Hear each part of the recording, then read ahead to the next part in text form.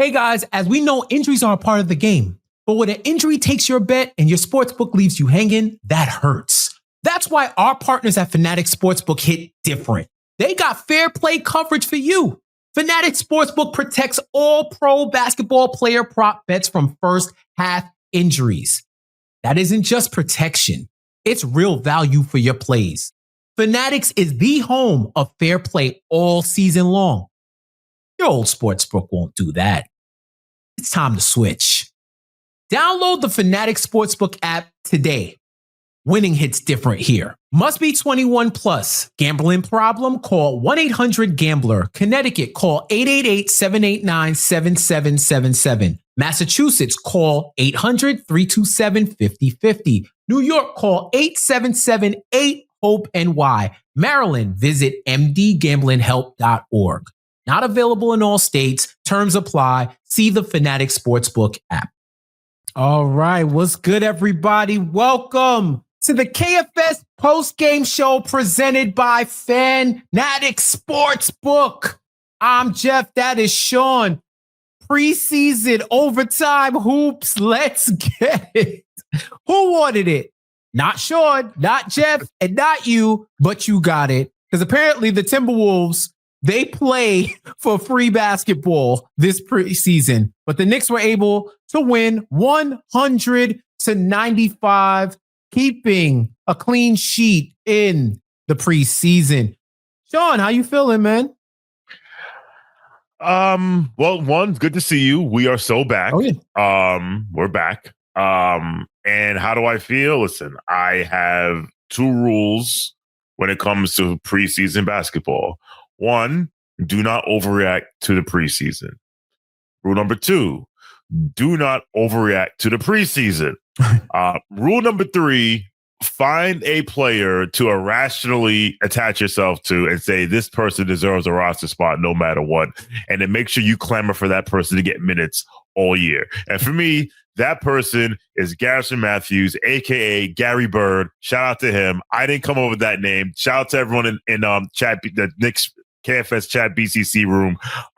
But those are the three rules of Summer League. So, those are three rules of, actually, those are the rules of Summer League, Drew League, LA fitness workouts, anything happens in the off season. But, we are here to talk about the game. And the one thing that stood out to me, the two things that stood out to me, one, and Clyde alluded to it during the broadcast, the defensive intensity was not one of October. That was like middle of January, right? Diving on the floor, steals, turnovers, like they actually came to play. I mean, it was 92-90. It was 94. It was 94-94 at the end of regulation, or 90-90 at the end of regulation.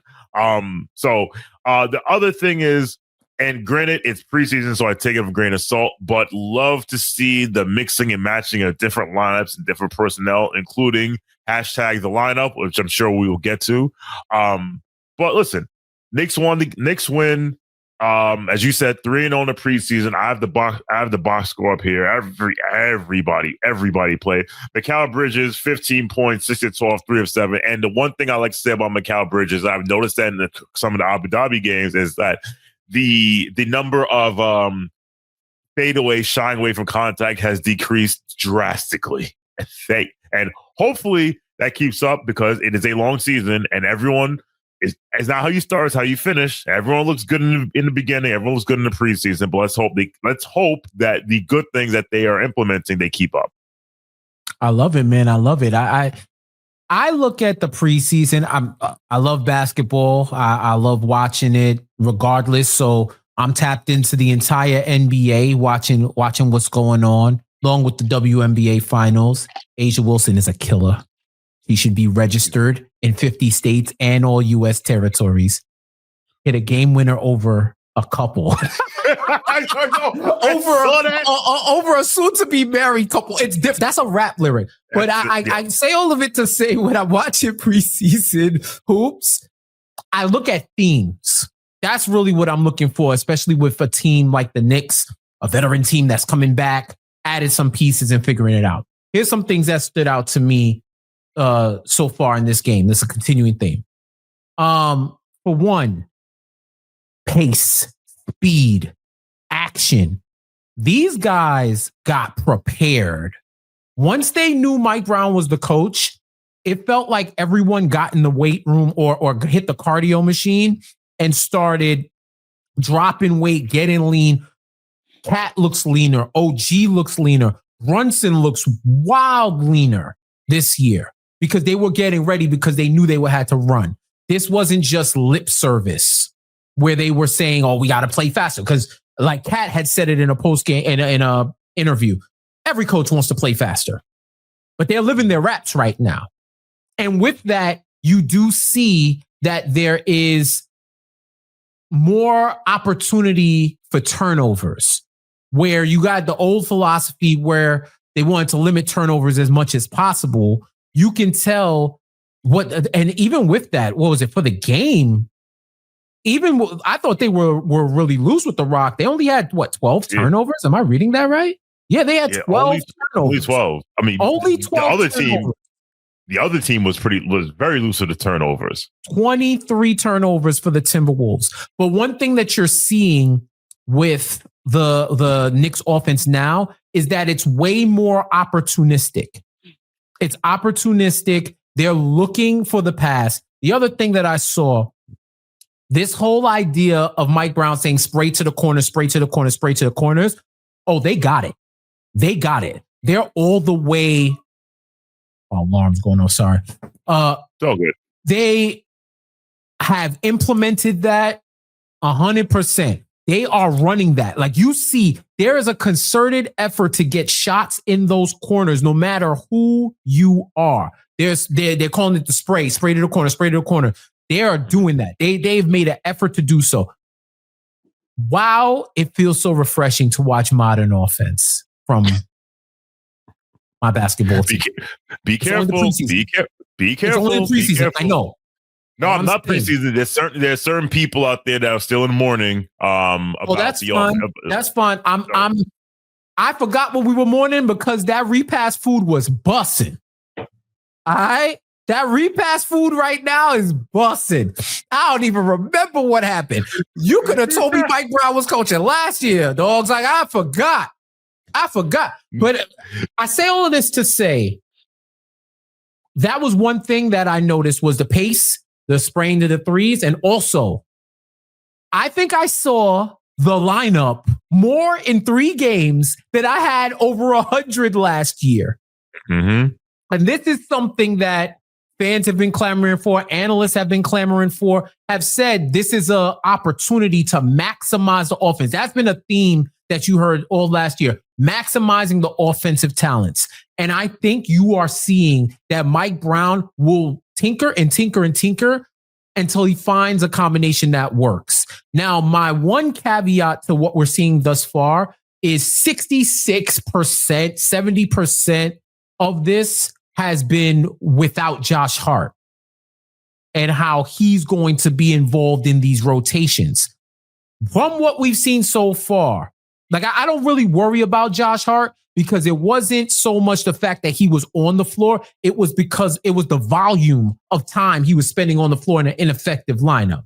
And I think Mike Brown solves for that and will maximize Hart. But from what we've saw thus far, it's refreshing to watch theory play out put into practice to see if it's actually fact. And I think that's at the bare minimum what a lot of people want to see. And Mike Brown is showing a willingness to do that with his sophisticated offense. Yeah. And something you spoke to about pace and playing. I think it was Mikal Bridges. It was either Mikal or Cat. I don't remember. But during the broadcast, they were talking about, playing with pace.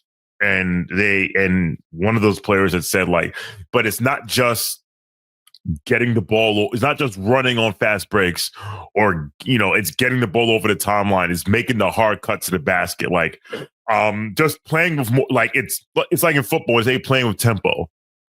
Yep. Because if the faster you play, and you obviously not in a sloppy way, you keep defense on their heels, right?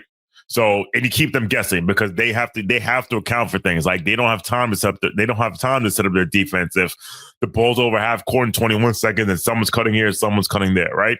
So, these 3 games, and again, there's 3 games as preseason, but you can see like at this point they're buying whatever Mike Brown is selling, and that's the most important thing, especially after Tom Thibodeau's let go, and we've had discussions about who we thought gave the thumbs up in the exit interviews and the thumbs down and the Kanye shrug. I think it's safe to say that Josh and Jalen probably gave Tom the thumbs up. So, no, and Mike Brown's an experienced coach. This is not his first rodeo. So I'm pretty sure he probably reached out to those guys first. If not Jalen first, it's still like, hey, this is what I want to do. This is how I want to do it. And this is how I'm going to make your lives easier. So now, again, it's preseason, but scoring 90 points in regulation against a team that you forced 23 turnovers on, it's like, all right, we need to do a little bit better than that, but that's just me nitpicking. I mean, at the end of the day, again, it's preseason. They got to win, and let's just see what happens these next few games. We did not see Kevin McCullough Jr. tonight. No. If you had it, I'm sorry. But there's 3 more games. There's 3 more games. 2 of them are at home at Madison Square Garden. I'm sure you'll see everybody, but it's going to be very interesting to see who makes that who fills those last 2 roster spots, because clearly right now they have too many people.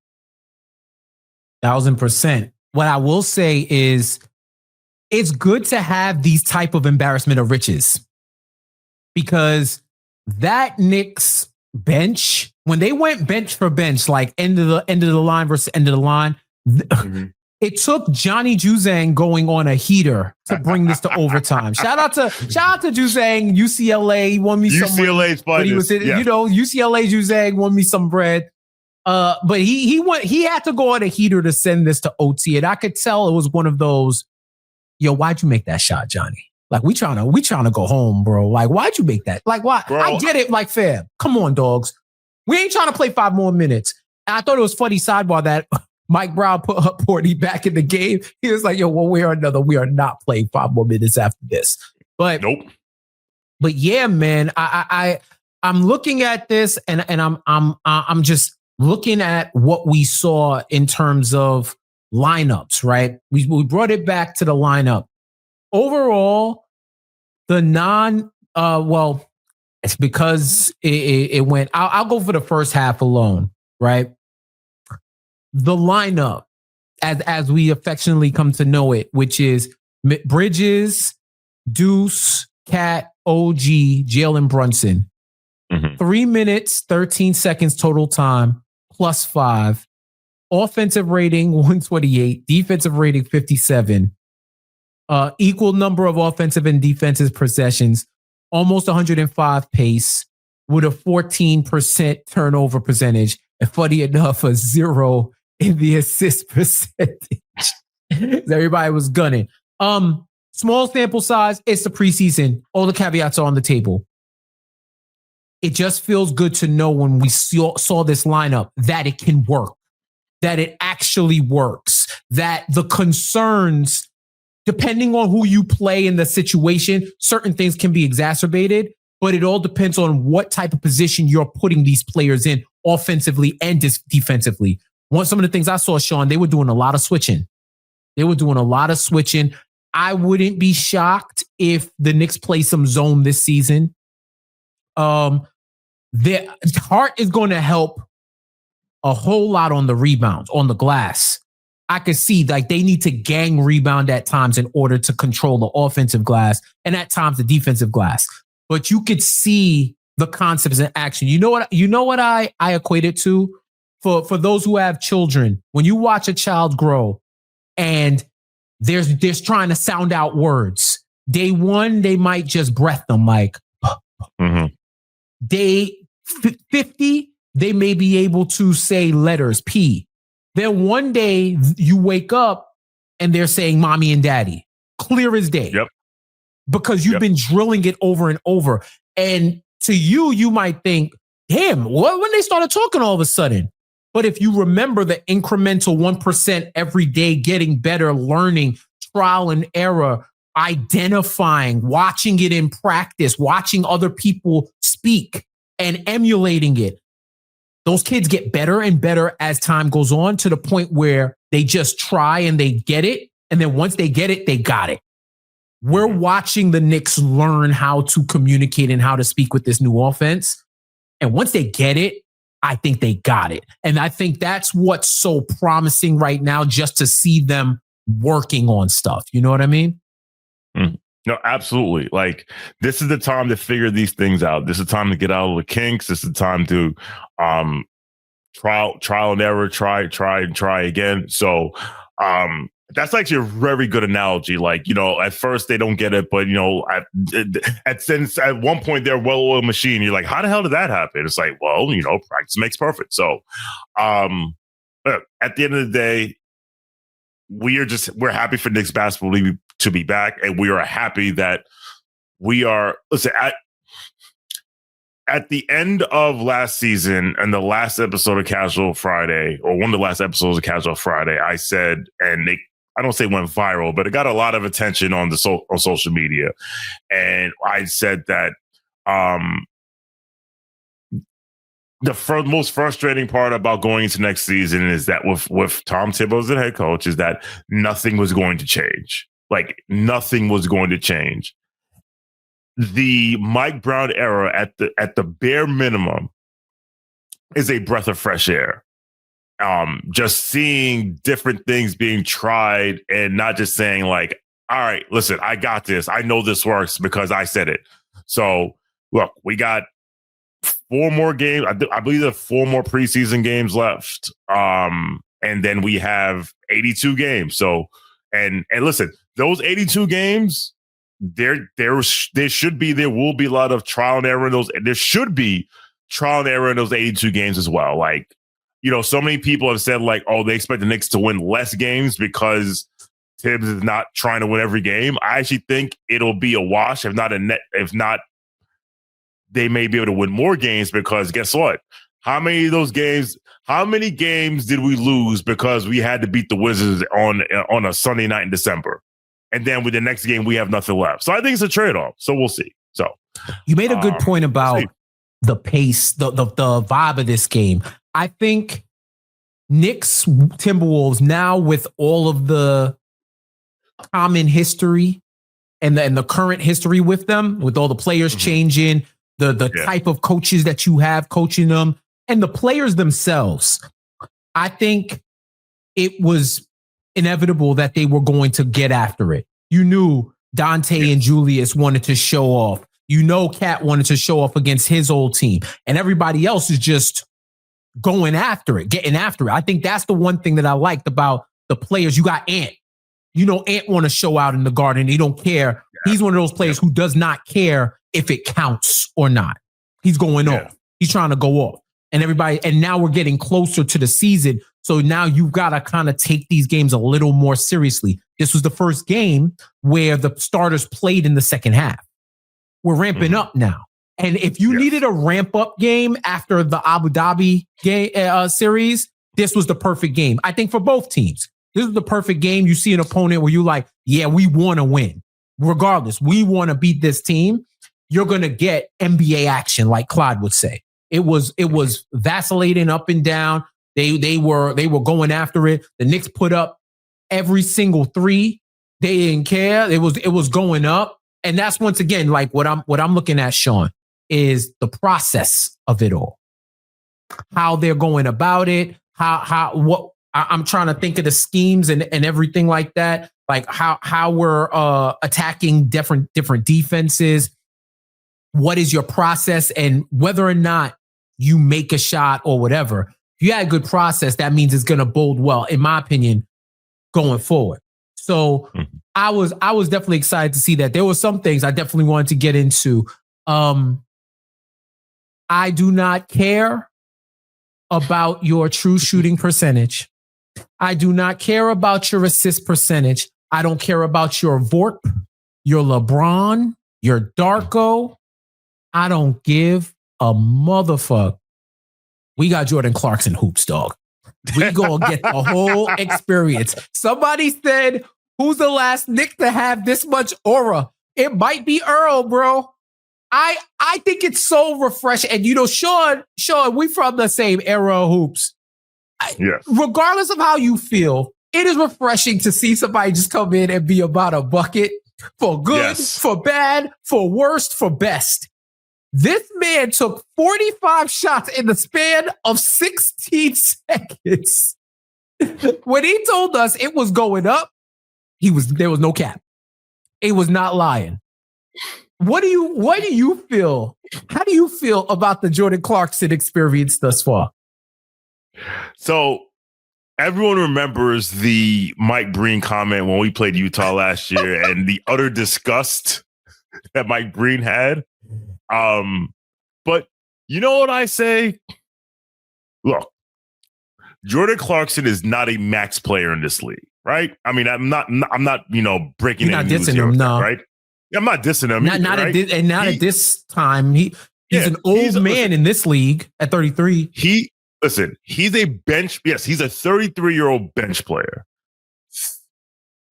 If you are like a bench guy, you need to get every dollar you can. And to expect Jordan Clarkson, who again, when you're a bench guy, you are one draft pick away from like being out of a job. I can't expect, like, if you want to say Jordan Clarkson didn't play winning basketball in Utah, so what? Guess what? Utah wasn't playing winning basketball in Utah. In Utah. Like I can't hold his performance, back. There's a word we used to use in the 90s about people who used to shoot all the time, but I'm not going to say that word on TV. I'm not going to say that word now. You can't say it? I could, but I don't want to get paused. Anyway. Right. Yeah. You can't say it because everything's a pause now, whatever. Yes. I'm a big baby. But like, I can't hold it against Jordan Clarkson for not playing quote unquote winning basketball when the team he was on literally said, we're not trying to win for 3 years. So guess what? If you're telling me we're not trying to win, it's going up every single time. And because it went up for those 3 years and he got a $6 million a year out of it, it got him to New York. So Jordan, I'm sure in this environment where the team is trying to win games, win playoff series, win conferences and championships, there will be, because again, it's an 82-game season, things will be worked out. But for now, let it fly.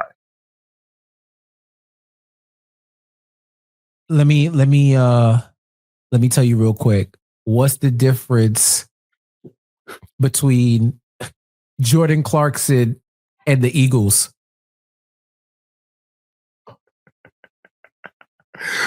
What is the difference?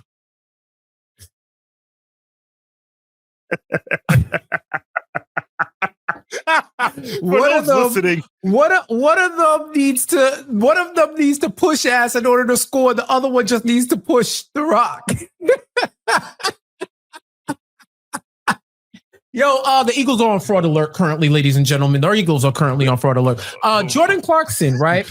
So when we say like, I will call it the unseasoned version would be calling it a ball hog, right? So when you say that, there's an implication that he doesn't know how to play the game the right way. And he does. Maybe slight asterisks when he knows you can get the ball, put the ball in the basket. He'll find you. He had a great feed to OG for a 3 in a corner. He has court vision. And when he uses it to the fullest of his ability, I think that it unlocks a whole other dimension for that offense. And then let's keep it a buck, Sean. Let's keep it a buck. I don't think they signed Jordan Clarkson to be Mark Price or John Stockton. No. You feel me? Like they didn't sign him to be a Hallie or CP3. They signed him to get buckets off the bench. Yes, and that's his job. And having said that, when we watched the Knicks bench last year, we knew that scoring was a problem. You're not going to have this problem with Clarkson. He also has the ability to pass. He's been feeding Mitch in those games. He fed OG. Like, I see it. He has the ability, and he's not. There are going to be games, and this is the part of the Jordan Clark experience, where you're on the ride or you got to catch the next train. We going express. We're not stopping at every stop. You got to catch the express with him, or you got to go catch the local if you're not ready for the ride, because sometimes he's going to go ballistic and he's going to make you pull your hair out. Sometimes he will have one of those campaign versus Detroit games where he is the reason and the catalyst for a comeback. What you want is something in between for the consistency portion. You go up, you get your shots, you get your opportunity, play hard, just try to make the right play and you're straight.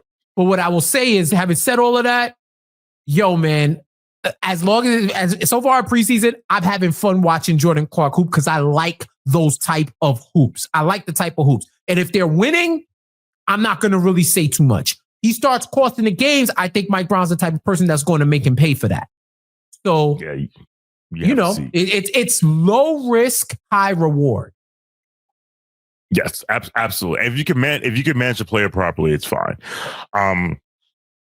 Before we move on to the next segment, I just want to say I have no idea how in the hell we have spent 27 minutes and 40 seconds on a monologue for a preseason game. We just vibing, man. Yo, hey, they went to overtime. Why can't we shoot? What do you want to do? You want to talk about, is there anything else glaring before we get to the comments and just have this banter? I'll say this. Overtime in preseason should be each team gets the ball once. If the game is still tied after that, sudden death. We're not here. Like, if I was at that game tonight on a Thursday night, I'd be like, dog, I am not trying to. I would have actually, no, I wouldn't have left because, the game is close, whatever. Like, yeah. I'm not trying to be at the Garden until, 10:15 on a Thursday night for games that don't count. So yeah, if you have to catch the train, you got to be out. You got to be out. So you got to be out. That's my suggestion for preseason. Each team gets the ball once. If the game's still tied, sudden death. That's it. All right. Anything else before we move on from you, sir? I was gonna go into different players or whatever, but we can shout out the super chats, right? We can get to that. No, let's do dealer's shout choice. Out your players. You're the dealer. Shout out your players, and then we'll go through what we have got to go through. One-Eye Jacks, Wild, no Deuce Clubs, no Deuce Hearts. Suicide Kings. Some quick hits from me. One, I don't know what I don't know what Mike Brown was cooking with that Shamet, Deuce, Clarkson, OG, Mitch lineup. What was he cooking? His brain got a little too big for preseason, but I see the vision. I think those 3-guard lineups with OG and Mitch, you're covering, you put your two most demonic defenders on the court and you let those 3 guards do their thing. And I think this is another example of a different type of philosophy. You're matching up skill versus skill, not so much height. We're not matching, we're not demoting you or disqualifying you from being in the lineup because somebody else is putting out a 6'9" dude. Right? Like if we'll counter with skill and we'll see what happens and we could switch up. So I think this was a matter of him getting a lot of players in the game and just try to see, this was gumbo tonight. He was making a whole lot of gumbo. He was trying to see which one hit. Yabusele, Madison Square Garçon. This dude, he's a better defender than what I thought. Oh yeah, that's the guy, man. You saw his alley-oop. He looked like Big Papi running the fast break. He got the Big Papi vertical too. Yo, we are in mid-season at Madison Square Garçon. Madison Square Garçon, bro. I think he plays. He's a better defender than advertised. I've heard the defensive preseason. It is. This is my preseason player that I'm latching on to. My agenda. Yabusele defensive agenda is going to be my one agenda for the year. That I think he's a better defender than he's rated. I've seen him challenge at the rim. I've seen him move his feet. If you score on him, it's tough. We'll see over the course of a season, but yeah. And thank God Mikal Bridges ate the demon fruit to get the rubber abilities, because I thought his arm was snapped into when they collided. So thank God for being Plastic Man and whatnot. And I appreciate Mikal, and I see that you are attacking the cup, bro. You are attacking the cup. Ain't no fadeaway. I don't think I've seen a fadeaway all year. I don't even think he went to the fade. I think I saw one in Abu Dhabi, but I don't remember. Yeah, different. Those are the two things that I think we'll get into. The super chats will probably guide us. Well, that was just my things. All right. One other thing. I want to ask you a question. Yes, sir. Who do you think took the most shots tonight on both teams? Come on.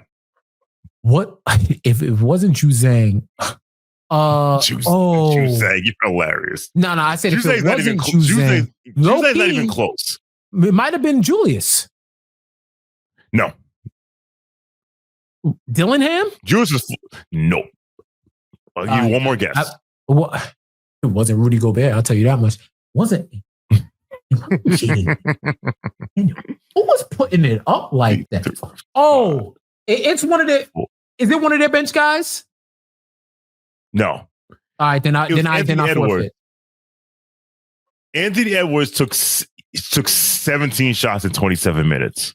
Like, that is absolutely like letting the Ruger spray. He took 6 of 17. By the way, Julius Randle in his return to the Garden for preseason, 4 of 10, 16 points. Dante Divincenzo in 23 minutes. Dante Divincenzo, 1 of 3 points, 1 of 3 from 3. Shocker in 24 minutes. Once a Nick, always a Nick. And I heard that Mr. Randle says it's the happiest he's ever been. And you know what? I'm happy for you. 100%. Like, you have found peace. That matters. And if you're out there saying like, "Oh my goodness, he's not happy. He's in New York," I was like, "Well, you're probably one of them motherfuckers that was like stomping you on a this miserable picture fuck after too." Yeah. So, but what I will say is, I'll shout out to Julius. But now I realized he just like Achilles has vulnerabilities when he's attacked from behind. Because that boy, he went into that. He turned his back. Turnover. You want to talk about waking up in a cold sweat? Like, I got mad. I got instantly mad. It was like, okay. It took me back to a dark place, man. It's not your problem anymore. And we have now spent 34 minutes on a monologue for a preseason game.